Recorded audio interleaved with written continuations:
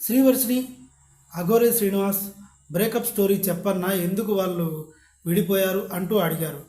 ఇది పెద్ద important matter ఏం కాదు, అందరికీ తెలిసిన విషయమే. కానీ నాకు కూడా ఎందుకో ఇంట్రెస్ట్ ఉంది వీళ్ళ మీద. ఎందుకంటే వాళ్ళిద్దరు కలిసి ఉంటే ఏమో ఉన్నారులే ఎక్కడొచ్చట అనుకున్నా. బ్రేకప్ అయింది కదా, సరదా. నాకు కూడా బ్రేకప్స్ చెప్పాలంటే చాలా సరదాగా ఉంటుంది, ఫన్నీగా. మొత్తానికి ఈ అఘోర శ్రీనివాస్ మంత్రాలు పూజల పేరుతో శ్రీవర్షిని ఇంటికి వెళ్ళాడు. ఏదో మ్యాజిక్ జరిగింది. ఇద్దరూ ఒకరినొకరు పూడ్చుకున్నారు, ప్రేమలో పడ్డారు. అమ్మా బాబు వద్దు, అఘోరినే ముద్దు అని చెప్పింది శ్రీవర్షిని. కట్ చేస్తే ఎన్నో వివాదాలు, ఎంతోమంది ట్రోల్ చేయడము. అయినా కట్ చేస్తే ఇద్దరు పెళ్లి చేసుకున్నారు. దెయ్యాలు తిరిగేటప్పుడు పెళ్లి చేసుకున్నారు, అక్షింతలు వేసుకున్నారు. చిన్నో నువ్వే నా దేవత అన్నాడు అఘోరి.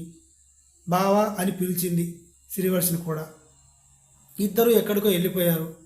మరి సడన్గా నెల తిరగగానే బ్రేకప్ ఎందుకు చెప్పిందంటే, అఘోరి శ్రీనివాస్ ఒక కేసులో ఇరుక్కున్నాడు. గుజరాత్లోని ఒక ఇంట్లోకి వెళ్ళి లక్ష్మీదేవి లక్ష్మీదేవి లక్ష్మీదేవి లక్ష్మీదేవి లక్ష్మీదేవి లక్ష్మీదేవి అని వాళ్ళ ఇంట్లోకి వెళ్ళి, మీ ఇంట్లోకి లక్ష్మీదేవి రాబోతుంది, కానీ మీ ఇంట్లో శని ఉంది, పూజలు చేయాలి అంటూ 18 లక్షల ఓం పట్ స్వాహ ఏవో తిక్క పూజలన్నీ చేసి 18 లక్షలు తీసుకున్నాడు. వాళ్ళు కేసు పెడితే హైదరాబాద్ పోలీసులు గుజరాత్ నుంచి లాక్కొని పీక్కొచ్చి జైల్లో పెట్టారు.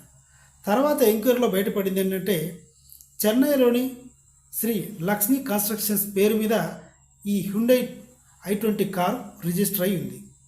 చెన్నైలోని ఓ రాజకీయవేత్త ఈ కారు గిఫ్ట్గా ఇచ్చింది. అంటే ఈ సన్నాసిది కాదు.